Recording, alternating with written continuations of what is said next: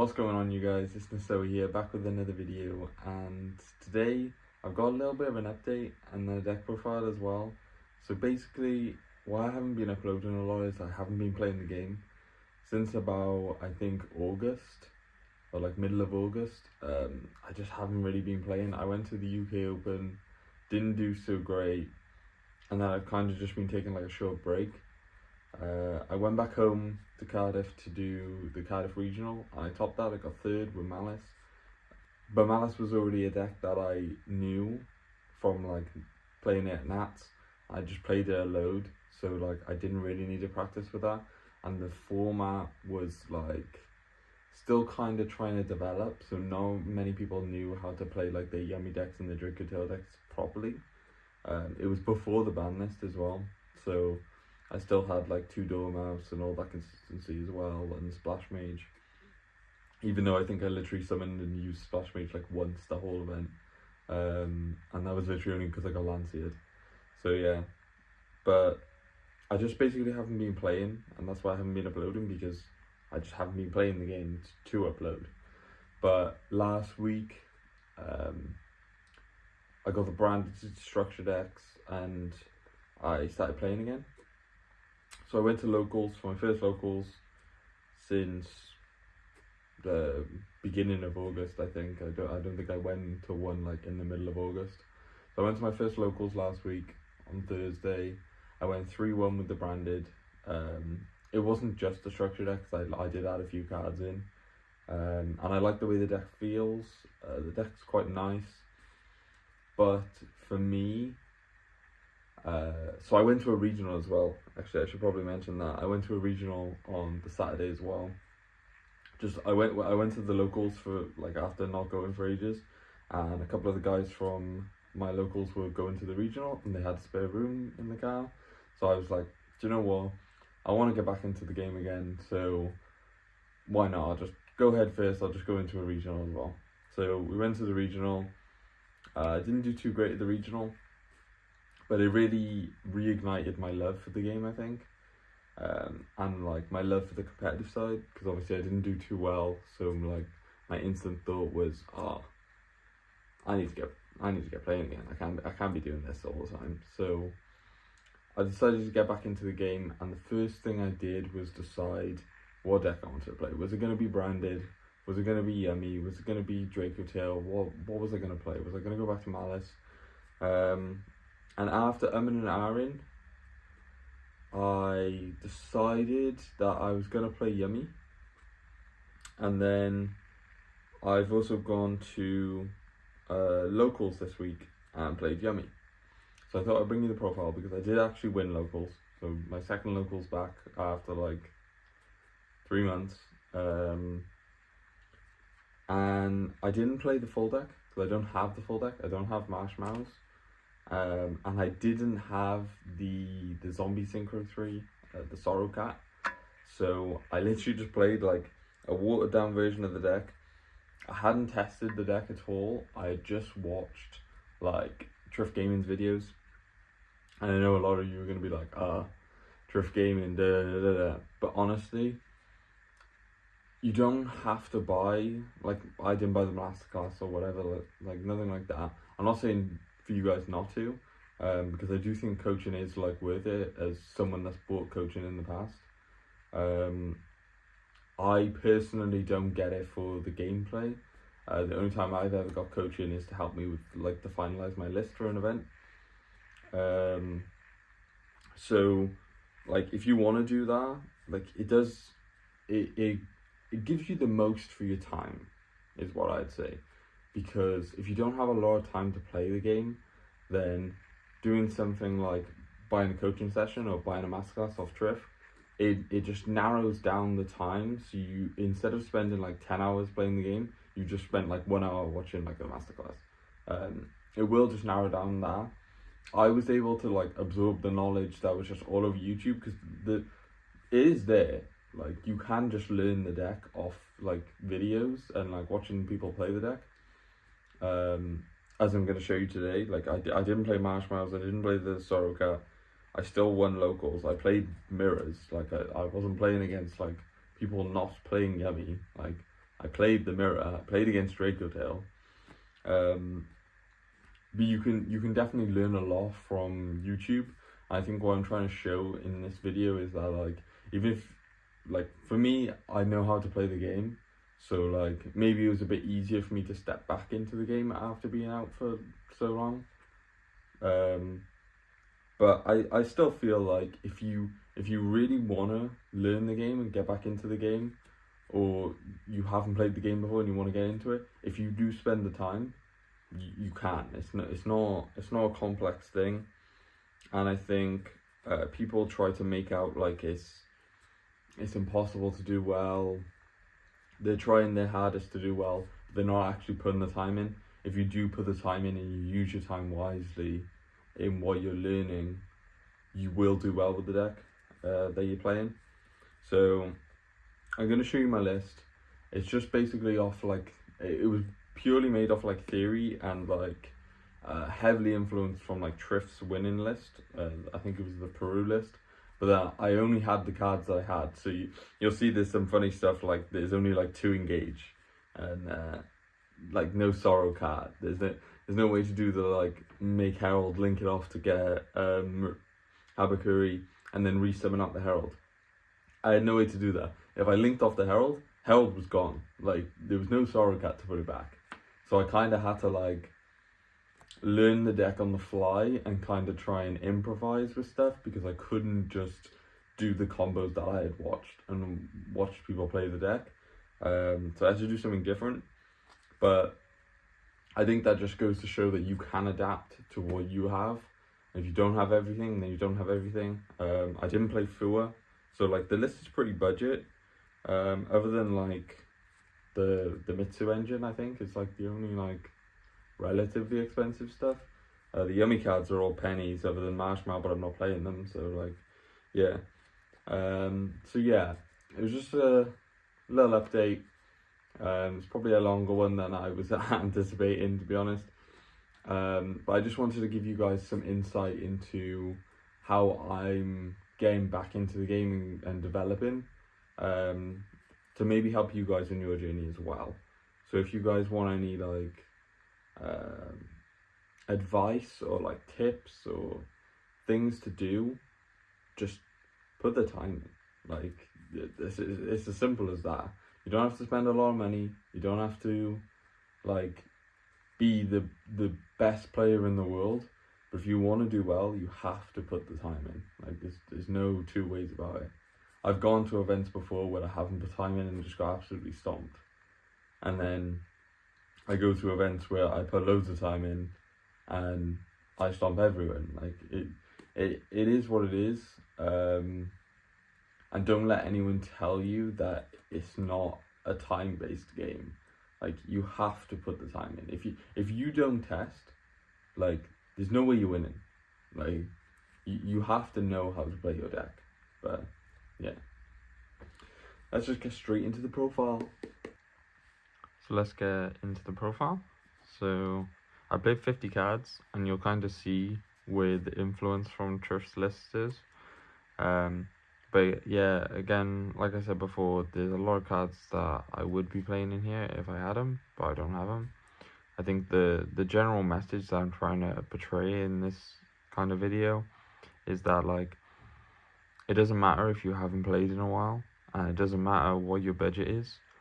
Like, you can make it work for you if you actually want to play. And that's kind of what I've done here. I didn't have like the budget to go get 3 Marshmallow, and I haven't played in like 3 months, but I still managed to win locals.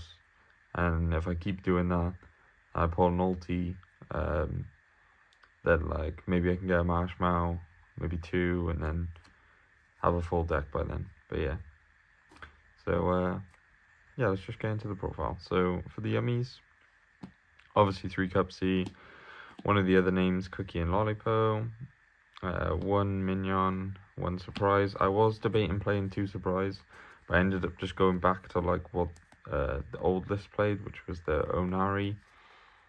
This just resets it. Just because I don't have the Marshmallow. If I was playing Marshmallow, then obviously I wouldn't play the Onari. But yeah, that's just the yummy lineup. I didn't have my 3rd engage because Bradley has it. So I only played 2 engage and 1 drones. So that was kind of it. Obviously, I'll play a 3rd. I'll kind of like run through what I would play if I had the cards. So like the only thing that would change here is like I'd play 3 Marsh, and then I'd obviously play the 3rd engage. And then for the Mitsu package, because I did have this before I stopped playing. 3 Abakuri, 1 Mirakumo, 1 Saji, 3 Prayers, 1 Ritual, 1 Mirror, and then 3 Pre-Prep. I think you can get away with like not playing this package if you have Marsh. I just wanted to make sure I had like enough starters so that I was always playing the game. So I think it was correct for me to do. I think I would play this as well going forward, even with March, because this was like really, really strong all day. Being able to like cheat this out if they like stop the Saji search. So like you have like Habakuri in this, you go Habakuri, Saji, search ritual, and then you activate ritual and they like impulse it or something. Like just being able to go and grab this anyway, it's like really strong. And obviously like this plus like Diviner is like insane. So yeah. So that's for like the like main engines of the deck. And then for the extra starters, playing 3 Diviner. This is what I mean by like Triff's list. So I'm playing the Novell and the 2 Raven. I think this is a really cool engine. I think his idea and his theory behind it was really, really good. This Raven card is crazy. Just being able to summon it out as an unaffected mon, so they can like spot removal your level 1, is really, really good.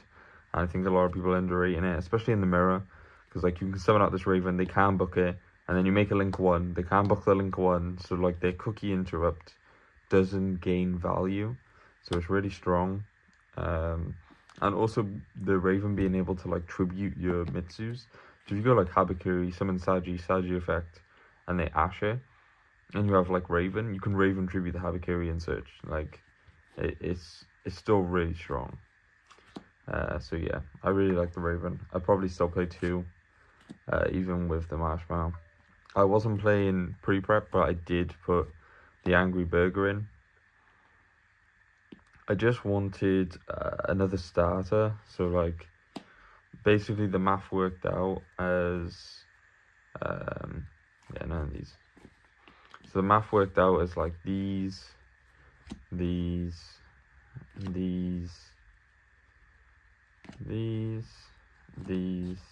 then all these are all 1 card starters. So these will get you to like a combo. And I was happy with that because there's a lot of like 2 card combos as well. So like this plus any level 1 gets full combo. Like mirror plus not mirror, sorry, Saji plus this is combo. So like there's a lot of different combinations, but I just wanted to max out on like 1 card combinations. And just the extra 1 mattered in the math. I can't remember what the math was, but I think if you had the 3rd engage, it doesn't matter. So maybe it doesn't stay in the list yet, but I'm undecided on where I want to take the list anyway. Now I did play Souls and Chaos. This was a weird one. Like when it came up, it was really strong, but it also didn't add a lot to the deck. But it was nice to have like an extra level 1 extender. Again, probably because I'm not playing Marsh. Because obviously Marsh could just summon, whereas this can just summon as well. So it's kind of like an extra level 1 extender because I don't have Marsh. But it's not a 1 card starter like Marsh. So it's definitely not as good. I'm not saying like you should play Souls over Marsh. But I think if you don't have Marsh, this is like a suitable replacement. Because it's just a nice level 1 extender that if you have dead spells, you can get extra draws out of as well. And then for the non-engine, I played 3 Ash, 3 Draw as the only hand traps. Ash was for Fua, and then Draw was just for the mirror because like seems like the only hand trap that like really hurts this deck. I got Fua'd like multiple times in this deck without the Ash, and I just gave like 1 or 2 draws and ended up like infinite interrupts. So like I don't know. I feel like this is just better than Fua. In the mirror maybe. But it's not better against Draco Tail, so I did end up siding the Fua. But like, yeah, this list is like super budget because I'm not playing Fua, I'm not playing Marsh, playing 2 Engage. Like, it's crazy. 3 Thrust, 3 Droplet, 3 Spell Card Reborn. A lot of people are not on this. I still don't know why. Even when I was playing before, like before I stopped playing in August, I was saying that Yummy should be playing this, and especially when the ban list hit, I said like, you definitely need to be playing this now. Being able to like play against Draco and you like set up Herald, and then you tribute to like negate something, or they bait you out, or they dark ruler you. The next thing they activate, you just tribute a Herald, and then monster reborn the Herald out. You can't activate the effect of the monster this turn with reborn, but it doesn't stop the continuous effect of Herald to stop the banishing. So like, if you play against Draco Tail and you have like this board and like other stuff on your board, and you have like this set, you can go like, they go Dark Ruler, you're like, cool. And then they go activate Rahu Draco or Ketu or whatever, and you can literally go chain Herald to negate, like tribute for cost, and then chain the spell card reborn the Herald, and then now everything they send is banished. Like, these guys are crazy. And then also some games it was like able to be like an extender, because it can like resummon a level 1. So one game I played off like literally just this and souls. That's all I had. I just summoned out souls, made Link Rebo, this reborn the souls back, and then made Cupsy. Like, this guy's crazy. And being able to take your opponents like Mirakumo and whatever. And Zombie Vampire can just treat anything you take as an 8. So like, you can literally take anything and then just tuck it under a vampire and just hold it hostage. So yeah, that's crazy. And then Call by Talents, Blackout. So that was it for the main. And then the extra 2 Snatchy, because the third one doesn't go out. I haven't even been playing the deck that long, and I was able to survive on 2 Snatchy. So like, if you're playing 3 Snatchy, you're probably, I don't want to say you're playing the deck wrong, but like, you're probably not making the most out of your resources, because I was able to do it off like 1 week of learning the deck, not even a week. So yeah, I watched a couple of YouTube videos and I know how to play it too. Lingaribo, Link Spider, Kagari, IP, SP, the Honorary, Onari or whatever it is called. This was only because of Marsh. And then Cupsy, Lollipo, Cookie, Metal Marcher, Herald, Chaos Angel, and Zombie Vampire. And then shout out to Cam. The only thing here that's like a bit weird is like this. Should be like the zombie thing, but I think I might cut this for the zombie thing anyway. The Sorrow Cat, sorry. And maybe keep this in, because this did come up a few times. It wasn't awful. So yeah, I hope you guys enjoyed this kind of video. It's a little bit of an update and then a little bit of a profile thrown in there as well, and like kind of like a tournament report. I didn't really tell you what I played against, but it was like 2 Draco Tail, a Yummy Mitsu, and something else. It was like a 4-round locals, but yeah. Hope you guys enjoyed the video, and stay tuned for some more content.